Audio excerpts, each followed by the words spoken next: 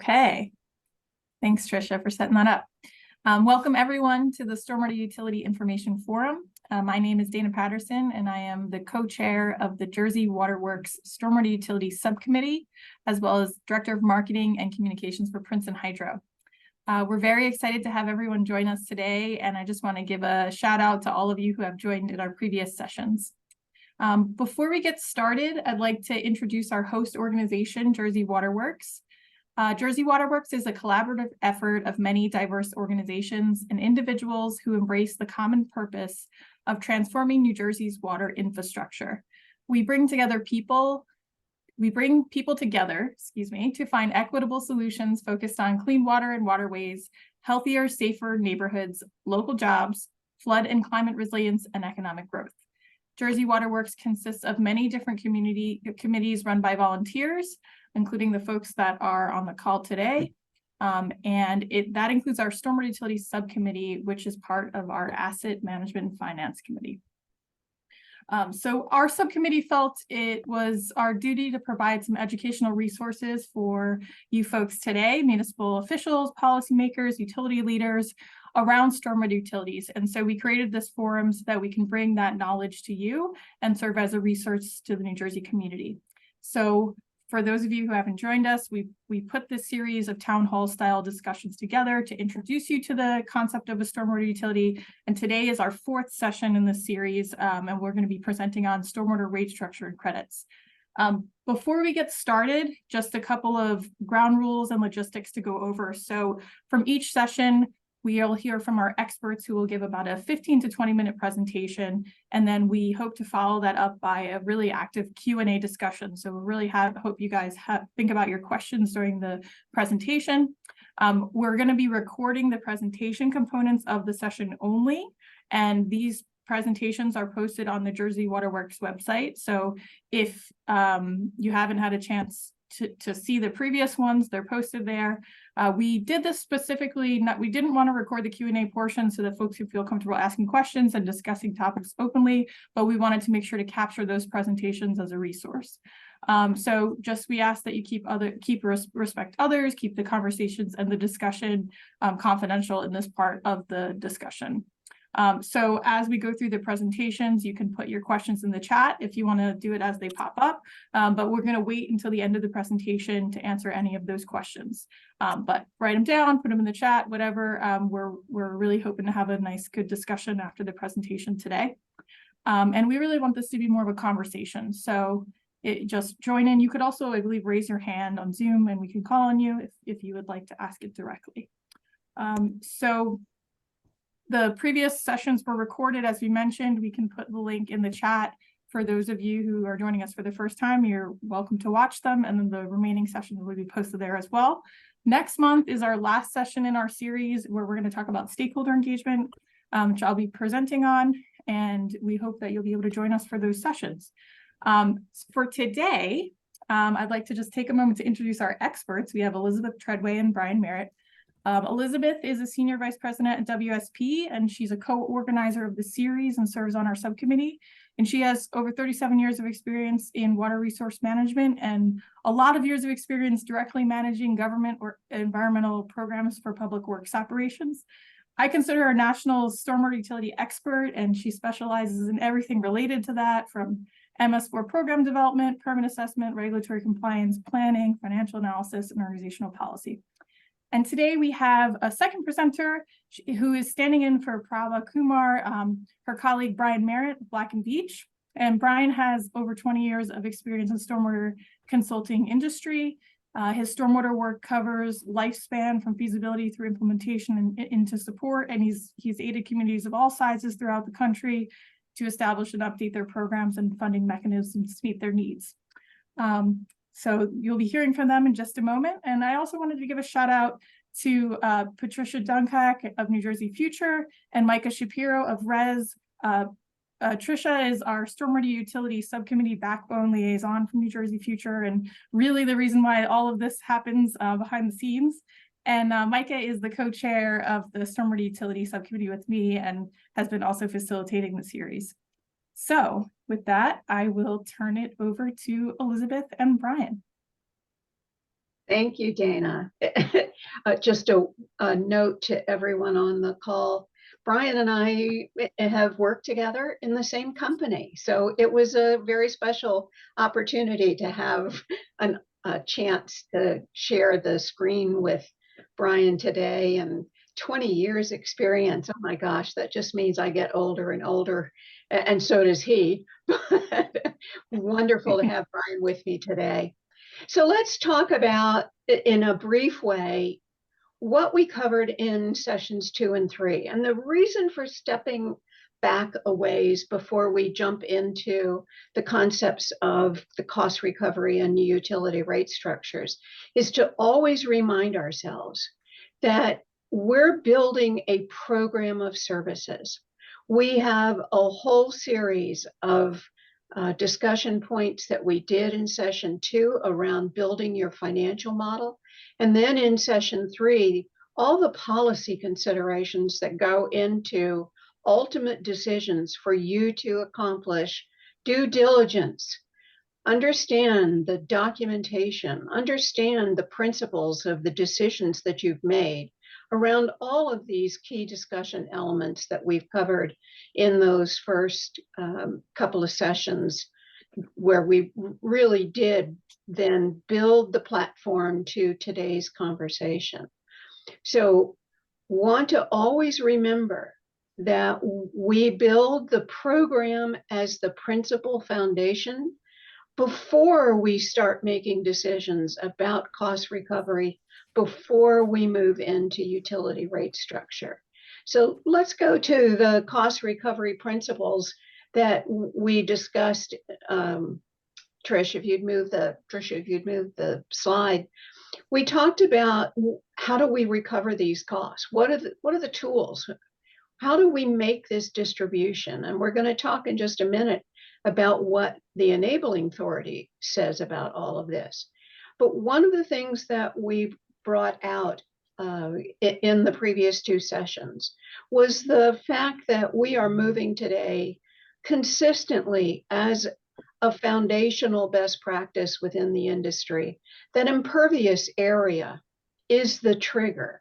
It is the fact that we've developed these parcels in our communities that interrupt the process typically of the natural system's ability to deal with stormwater runoff. And by creating these hardened surfaces, we use that basically as our meter for cost distribution. Now we have some modifiers that have occurred over time. They are not used as much as they were probably 20, 30 years ago. And that's these concepts of intensity of development, the gross area lot size being used as one of the decision factors, or even just doing a per parcel charge, like let's just charge everybody $5. We really don't want to see you moving to a rate structure where you simply charge a value and you've not substantiated the cause. And that's because, in the next slide, we have to always go to what the authority allows us to do. So it's important when we're building utility rate structures, let's remind ourselves, what does the law say? The law enables the charging of reasonable fees. That reasonableness test becomes really important in deciding then how we create a fair and equitable approximation of a proportionate contribution. Those are really important words. It does not say you must measure actual discharge off every parcel. It is a fair and equitable approximation that's really an important principle within the legislation. Underpinned as well by the fact that the charge can go to the owner, the charge can go to someone who might be leasing or occupying the property, or it could go to both, depending on, again, the methodologies that you're using. But it's important that it's to any owner or occupant from which stormwater is directly or indirectly entering the management system or waters of the state. Those words, again, are really important because they basically say every property in your community is subject to this charge. Now, that's a decision that you have to make. That's a decision that you build off your policy. But those are really important legal terms structured within the authorization. We will always keep those out in front of us. So when we're looking for that fair and equitable approximation, when we turn to impervious area as the increasingly prevalent basis, it's important that the data be reliable, that you can afford it, that creating that data is not anywhere near as expensive as it was 30 plus years ago. When I put my first utility in, it was as a public works director. And it cost over $1 million to develop our impervious layer. Now, that's a community of 250,000 people.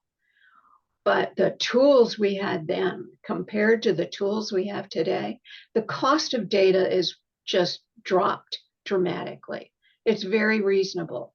But it is important that you understand there is a cost to developing it, and that you need to be able to manage it over time. So there are important principles that need to be considered. And I'm going to ask Brian now to pick up the discussion, and let's really hone in on why this data piece is so important for us to meet the legal test within the legislation. Thanks, Elizabeth. And thank you all for having me here to speak with you today. As Elizabeth alluded to, data is critically important. And the data that we're talking about today is the basis on which you're going to bill customers if you choose to adopt the stormwater utility and the stormwater fee as your funding mechanism. So while prior sessions have focused on what are the activities you're going to do, what are the costs of those activities, this is really what you're going to bill customers at the end of the day. And I know the next session is about public outreach and engagement. And I think what you'll find and what I have found from my experience is that when you talk about the things that a community needs to do and what you need to accomplish, you will have larger, more consensus, larger scale agreement. But when you get to who's going to pay and how much and how it affects individuals' pocketbooks, that's where the rubber really meets the road. And that's where people will start to speak out and voice their concerns about how you may be approaching any manner of cost recovery. And that's where the data becomes so critical. This is really the basis for establishing equitable and fair cost recovery. And as Elizabeth said previously, we don't have a meter. We can't physically measure the runoff contribution from everyone's property in the community. So we need a surrogate. And impervious area is the surrogate that's used in the vast majority of utilities that I've worked with. So anytime that you're looking at the data itself, you kind of come back to those key considerations. And you or your team need to step back and think about how current is my data? Is it accurate? What was its original purpose? That can kind of come into play at times. And I'll talk about that a little bit in the next slide. Can we rely on it? Is it routinely updated? Is that available to us? Or do we have to enhance it ourselves and invest in it either now or in the future to maintain it? And probably a big one, and a big one for me when I speak to communities about undertaking such an endeavor is, what are your customers' expectations? If you're going to bill me for stormwater runoff and your surrogate is impervious area, I probably have some thoughts on what I feel that you should know about my property before you assess me a fee for it. So if we could go to the next slide, we'll talk a little bit about the data sets that are primarily used. And this isn't an exhaustive list. This is just the typical data sources that are leveraged when communities are establishing stormwater utility rate structures and fees. The biggest one is impervious area imagery. And when we're referring to impervious area imagery here, it's not just the aerial photography or the aerial photograph that we're referring to. We usually mean some sort of measured, digitized polygon in a GIS or spatial environment, geographical information system, GIS, if for those of you that aren't familiar, we're measuring physically what's out there from an aerial photograph or some similar data set. That could include building footprints, surface level impervious like streets, roads, sidewalks, et cetera. And again, going back to kind of taking a step back, you have to think about, okay, how was this created? How was our impervious area that we might have already developed? Was it digitized based off of aerial imagery? How old was that imagery? Were the leaves on the trees when the imagery was flown, or were they off the trees? That can impact how accurately you can measure what's actually there on the surface. And I'll give you some industry jargon right now. You may hear a service provider use the term manual capture or heads-up digitization. That means somebody has physically taken the aerial imagery in a GIS or spatial environment and drawn a polygon or a boundary around that object. Other service providers you'll find may use artificial intelligence or automated classifications to define impervious area. And those all come with pros and cons that we don't have time to get into this afternoon, but it's important to know the source, the way the data was captured, how it was captured, and to the extent that it was captured. The next pretty key piece is the parcel polygon layer. Again, this is typically in a spatial element in a GIS environment, and this tells us the limits of the property. So for a specific property owner, it tells us the extent of their property, and once we have our impervious area, we can then associate specific features or specific surfaces with an individual property or property owner itself. And again, you have to go back to, where was this data developed? I've run into, on a number of occasions, parcel polygons that, while they're present now in GIS, they were actually digitized or drawn off of a hard copy map that resided in the township offices. And so when you go to align that with aerial photography and or other imagery that might be available, sometimes there can be misalignments. So what was the original purpose of that data? Was it generated from the deed of the property itself with the lat and longitude, the property boundaries itself input spatially into the GIS, or was it digitized off of some other original document? Land use classification mapping is another important tool or data source that we often use. You may think initially of zoning maps. Well, zoning maps are good to a degree. They tell us what's allowable typically under a community's land development codes, and maybe even the maximum amount of impervious that could have been placed on that property, but it doesn't get into the specific land use. So you may have other land use mapping or classifications that were developed for other planning purposes that'll tell you, oh, there's a restaurant here, there's a shopping center, or there's an apartment complex or a single family home. And that'll come into play in a few slides when Elizabeth starts talking about rate structure and how you might go about grouping customers that have some similarities or similar characteristics. And lastly, this is another key piece of information is, the enabling legislation allows you to potentially bill the owner. The tax assessor's data is going to be critically important. There's a field typically within tax assessment data that you're probably familiar with called the parcel ID or the property ID. That's going to normally link us back to the spatial parcel polygon and tell us specifically who owns that property. You also usually find information about the land use designation, single family home, detached, townhome, twin, et cetera. And then what we found in some communities is, and this is true in a few communities in Delaware, the assessor's office actually had detailed information on the footprints of the residential properties. And that was in Delaware's case. They had detailed information. And in those communities that implemented a fee, they didn't have to do any mapping in a GIS environment because the fields, the data was there in the tax assessor's data. So in that case, they had to deal with their non-residential customers, whereas the residential customers were broadly or almost 100% covered by information, tabular data in the tax assessment system. So, and that was updated routinely and maintained for, again, tax assessment purposes. What's the purpose of the data? To assess residential properties based on the square footage that they had present. So there's all sorts of data that might help in establishing and creating a stormwater rate structure and fee. And if you could go to the next slide, I want to show you some concrete examples. And this is in Florida. This is a community that just went through a rate restructuring effort. But I wanted to show you the images of the data that was used in this update for them. On the left-hand side, you'll see the parcel polygon. The red boundary is the parcel itself. That's the parcel polygon that I was referring to. This is a commercial property. So you can see the extent of the property. And then on the right-hand side, that is what was digitized impervious surfaces that we use the manual heads-up digitization to capture. And you'll see a couple of different shades of pastels there. But we captured the building footprint, the driveways, the sidewalks, and we had a miscellaneous category to capture other features.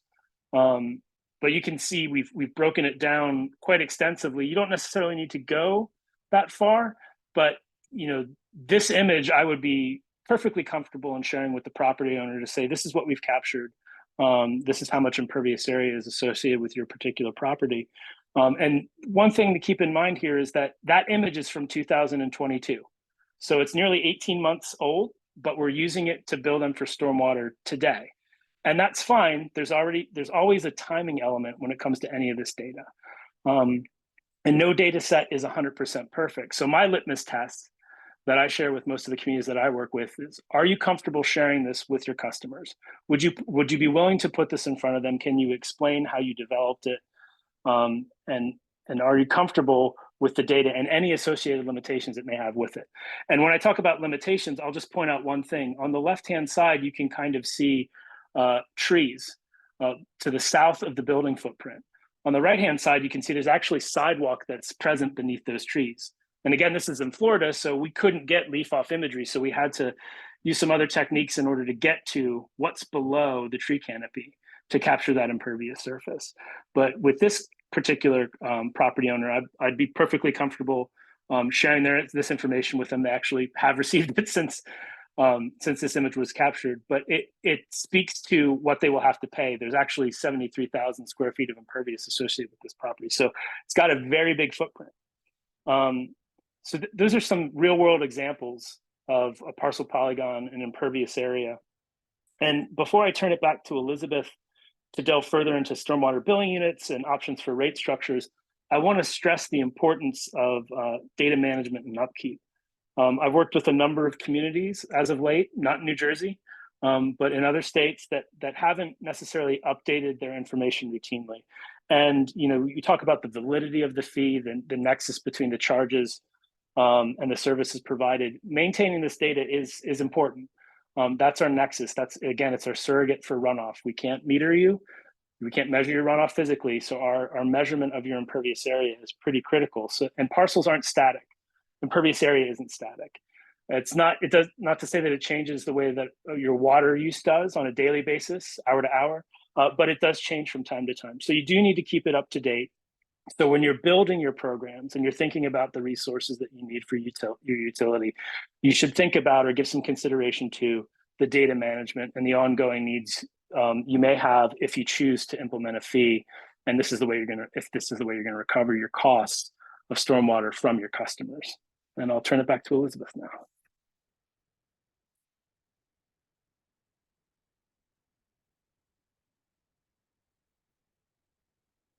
Elizabeth, you may be muted. I'll bet I was. Thanks. Oh, absolutely appreciate the summary review that Brian just covered, because that data is the legal basis upon which you would establish the charges. And so it's important to understand how you go from the data analysis to creating then a billing unit. What is the basis of the charge? How are you going to distribute it? How are you going to establish a unit value? And so, as Brian reminded you, the importance of data management, long-term management of that information, it ties right to then your ability to run a calculation for a billing unit. And so we see the process of moving from impervious area to a unit value for the charge typically occurring in two different ways. We see an equivalency analysis. This historically started literally decades ago in the in the business of establishing stormwater utilities. The term ERU refers to an equivalent residential unit. Sometimes it's called an equivalent rate unit. It can get all different kinds of labels. But the concept is you're looking for a common value that can be the basis for determining charges for all properties. So two methods typically used, the ERU concept and a fixed value per square foot. In this case, we're emphasizing could be 500 square feet, could be 1,000 square feet. It's really based on what the data analysis tells you. So you're transforming that data that Brian just reviewed with you. What do you know about each parcel? To a value to consistently distribute costs in a fair and equitable manner so that everyone is treated based on the same principles within your rate structure. So going to an equivalency approach, we typically see that is a value for the median of single-family residential impervious area in the community in terms of square feet. So we have a nice little image there to show a single-family home has impervious area both in the back, perhaps a patio has been captured there, and a driveway in the front. You establish in your data analysis process everything you're going to call impervious. You write that within the enabling legislation. What is, when you adopt the utility, what is impervious in your community? And their standards then drive how the data is analyzed in order for you to establish the concept of a billing unit. So we take the billing unit idea, whether you're using a fixed value or whether you're using an equivalency test, into the next slide, which talks about where do we go from there? So now we're going to create the actual rate structure itself. So rate structures can be influenced by a lot of the information that's available to you. When we evaluate, for example, residential properties, we're looking for consistency. So historically, again, decades ago, it was not uncommon to see a uniform flat rate per residential property that was based typically on the homogeneity of all residential properties within a community. We became more sophisticated in our ability to analyze those parcels and moved into, and you'll see lots of communities today using an allocation of those residential properties into tiers or buckets of impervious area. And so the little chart that's on the slide shows you how a tiered structure might be established. Those are not arbitrary at all. In the analysis of your data, you're looking for a distribution across that particular land use category. And you're looking for clusters of development. In our older communities that are more East Coast, that have aged over time, we see historically changes in building patterns, and we'll start to see these clusters.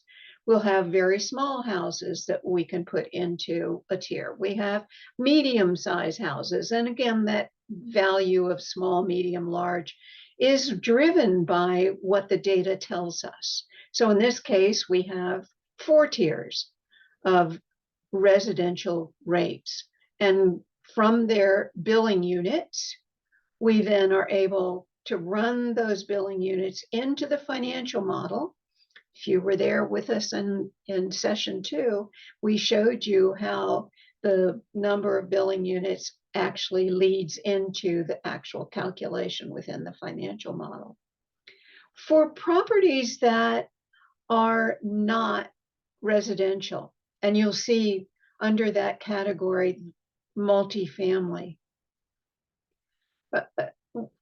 It's not uncommon for our multifamily population to say, wait a minute, I want to be treated like all the other residentials.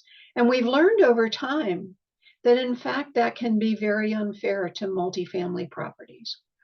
They have such a variability in the way in which they're developed, whether they're multi-storied or not, plays an important role. So whether we're talking about condos or townhomes or apartment complexes, dormitories, things that house folks, and yes, they are resident there, we treat them in the non-residential rate structure category, and we do actual measurement of those properties. We individually then are calculating charges on a per parcel basis using the billing unit, which we've established based on our data analysis, in order to do the distribution of cost to those properties. So it's important in our policy, as we talked about in the last session, that we work through what the data leads us to in being able to bill and maintain that fair and equitable concept. You'll see most consistently two focused rate structures within a utility. One is focused around residential properties. One is focused around all other. So once we understand what our options are, we build that financial model, we calculate using the data, our billing units, we then are able to calculate the fee per, could be by month, could be quarterly, could be annually billed. How it's billed is a whole nother conversation by the method by which you want to deliver the charge. But the legislation also adds another variable in the process. So let's go to the next slide and talk about what influences then the potential for change. So the legislation focuses on three principal levels of credits that are required. One is about the stormwater management system. One is a next additional value if that stormwater management system is a best management practice. And the third is if there's green infrastructure involved. So let's simplify this. Go to the next slide, please. The concepts really are three different levels of credits. So you start with properties that must have functional and operational systems and practices. They must be maintained. And they are in compliance with state and local requirements. Those two principles must be in place for all three levels.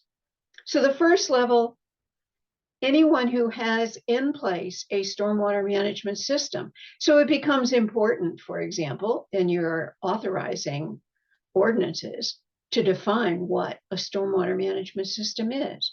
And that's typically driven by your own ordinances around the regulation of stormwater within the development practices. The second level says, in addition, if it's a best management practice, again, what's a best management practice?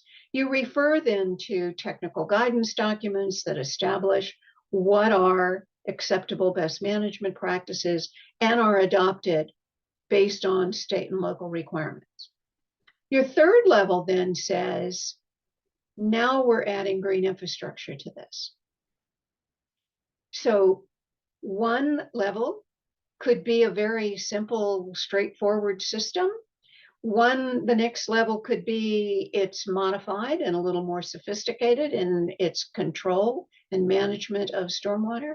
The third one is, no, this is an engineered, specific design for green infrastructure that indeed is built off of state and local requirements. So let's do a simple example of what this could be.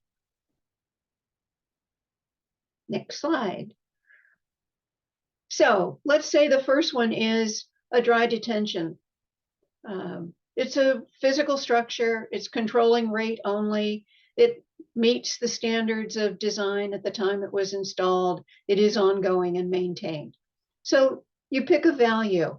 The language within the authority does not require the amount, it is not stated. That's a value that you work through in your policies. So let's say that first one is we're going to give a 5% discount for any property that has dry detention with rate control, is meeting its standards of design, and it is ongoing and maintained. But let's take that same detention facility and let's now add a forebay designed to reduce sediment loads, built off of the requirements that are meeting local regulations. It's being maintained. It's performing more value in the overall management of stormwater in the community. So we're going to bump that up to a 15% credit. But let's take it one step further. We're now going to take our dry detention facility and we are going to convert it to a wetland. It's going to both reduce outflow over time. It will have infiltration capacity. It will treat and improve water quality. And it's meeting or exceeding, depending on your own local standards, all state and local regulations. It is maintained. It will be continuously maintained. It is a value contribution to the community. And so we're going to double the value of that credit. Again, those are arbitrary numbers, 5, 15, 30%. Where should those numbers come from? They typically need to have a rational relationship to the services that are being delivered or the regulatory structure under which your community is operating.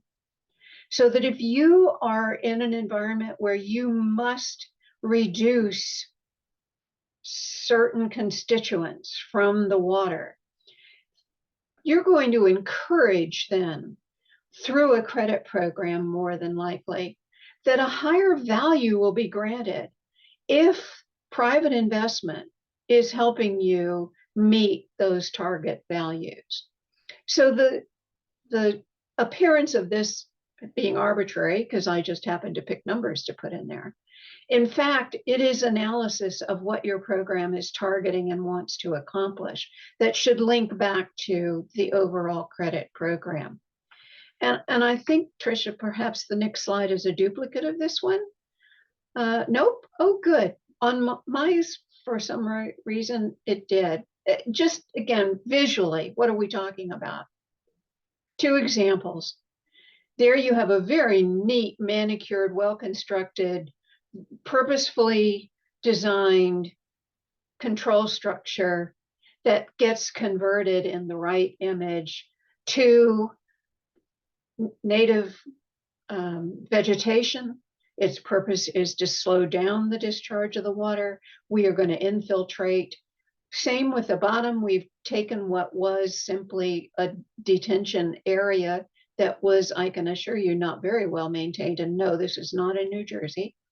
Converted to an active wetland. These are the kinds of things that you're going to think about as you go through the process in developing your rate structure, in encouraging certain practices, to see that you are offering a reduction in the charge that is totally tied to what you're trying to accomplish in the community. A credit is not a giveaway. You still are in the position of having to raise certain kinds of resources. And so it's a very deliberate process of establishing what your credit program should be recognizing and encouraging in your community. So we're going to wrap this up. We covered lots of different principles here, but always want to remind everyone that covered really are taking you back through the process of due diligence evaluation. You want your utility to stand tall, to be legally meeting the tests of the authorizing legislation that are defensible to your community, that you can engage your community and have them understand your goals and what you're trying to accomplish. always remember the importance in your working through the decisions that you have to make, that there is always a cost for things. There's a cost for your credit program, for example. Oversight, reporting. You want to be sure that that facility that you're giving credit to continues to be maintained. How do you do that? You have to think about the administrative implications of all of your policy, whether it's the rate structure, whether it's your data management, whether it's ultimately your credit program. There is an oversight requirement that you also want to be sure that you fund it. All of this leading to a well-defined program in which you are going to engage your public. So we're going to talk about that in November. But at this point, we'd be happy to take some questions, have a dialogue, see what's on everybody's mind. Dana, back to you. Thank you, Elizabeth and Brian. That was a